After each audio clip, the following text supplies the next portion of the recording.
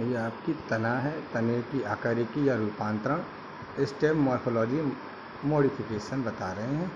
Stem में जो parts होते हैं वो सबसे पहले ये नोड होती हैं, बीच बीच में ये दिख रही हैं, ये जो दिख रही है ये नोड कहलाएंगी। दो नोड के बीच के भाग को कहते हैं इंटरनोड। कितने?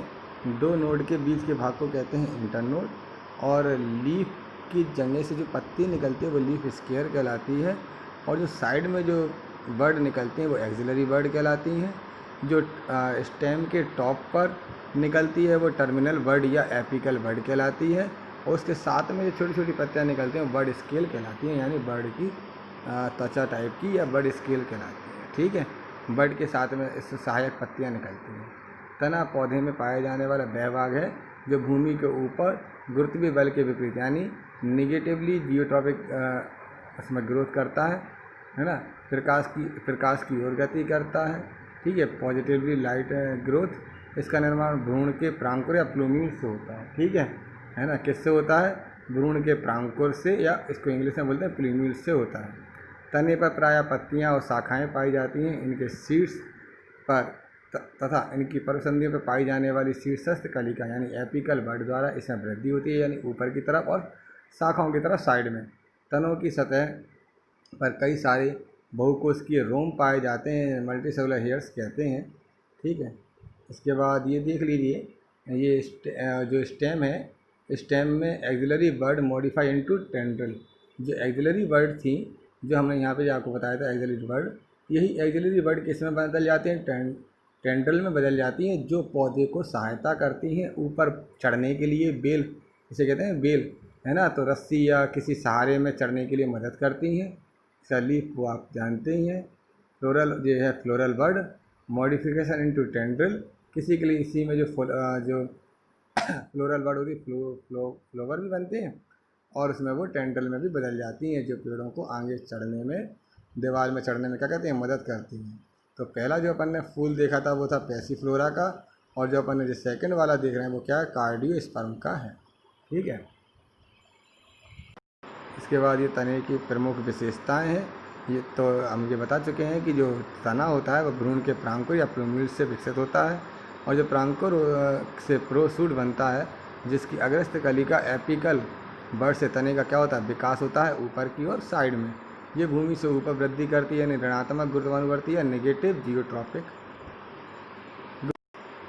इसके बाद ये इसके और हैं, तना सदैव धनात्मक प्रकाश अनुवर्तन होता है, यानी पॉजिटिवली फोटोट्रॉपिक होता है, यानी प्रकाश की तरफ को गति करेगा। जिस तरफ को प्रकाश मिलेगा स्टेम उसी तरफ को क्या करता है? गति करता है।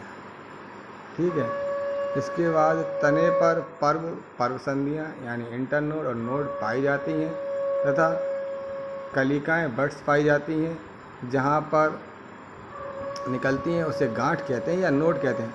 तना जब शेषावस्था में होता है तब वह प्रायः हरा होता है। ठीक है, अधिकतर तने जो नए उगेंगे, जिनकी शुरुआत होती है वो हरे रंग की होती है, बाद में अगर काष्ठीय पौधा है तो वो भूरे रंग का हो जाता है।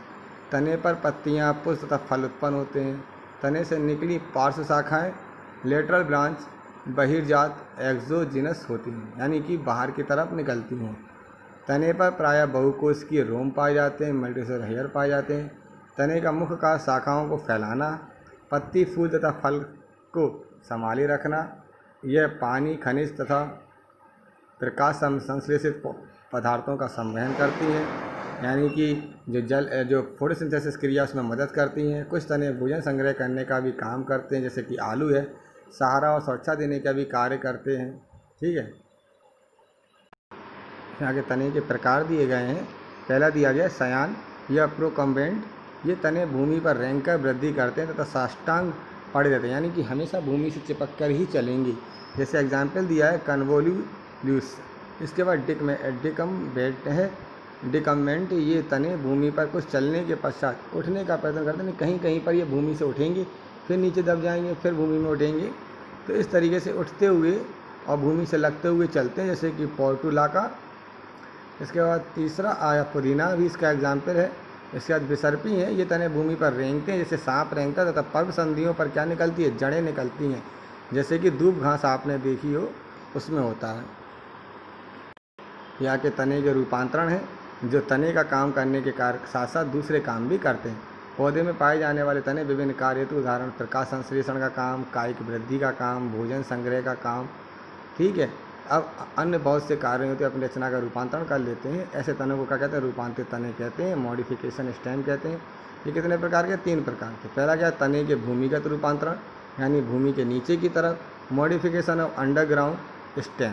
इसके बाद अर्धवायवीय तने का रूपांतरण, यानी modification of sub aerial stem, यानी भूमि से थोड़ा सा लग के चलेंगे, ज़मीन से चिपक के चलेंगे। इसके बाद है वायवीय तनों के रूपांतरण, यानी मॉडिफिकेशन ऑफ एरियल स्टेम, यानी ये हमेशा भूमि के ऊपर रहेंगी।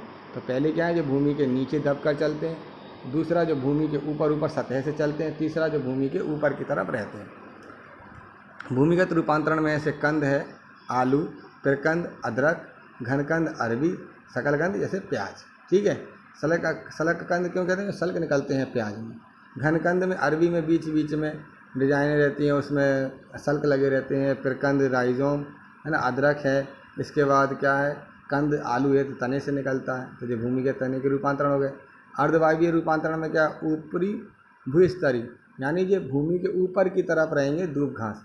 भूस्तरीय जो थोड़ा सा ज़मीन से चिपक के चलेंगे, पौधीना। अंतः भूस्तरीय जो भूमि के थोड़े से अंदर रहेंगी, स्ट्रॉबेरी। और भूस्तारिका जो भूमि की सतह से थोड़ा सा अंदर की तरफ और थोड़ा सा ऊपर दिखेगी, वो जलकुंभी होती है, ठीक है। भूस्तारिका ऑफ स्टेम। इसके बाद क्या है? पर्णकाय स्तंभ, नांगफनी। जो आपने पता ही है कि वो नांगफनी कैसी होती है, जो उसका तना होता है वो पत्ती के रूप का ले लेता है ना। तो जो पर्णकाय स्तंभ कहलाएगा। एवं पर्णभय एवं पर्व, उदाहरण एस्पैरागस, ठीक है। नांगफनी एवं पर्णाभ पर्व एस्पैरागस। फिर तना प्रतान, उदाहरण अंगूर, ठीक है। स्टेम टेंड्रल, इसका तना कंटक, यानी तने किस में बदल गए? कांटे में बदल गए, उदाहरण नींबू।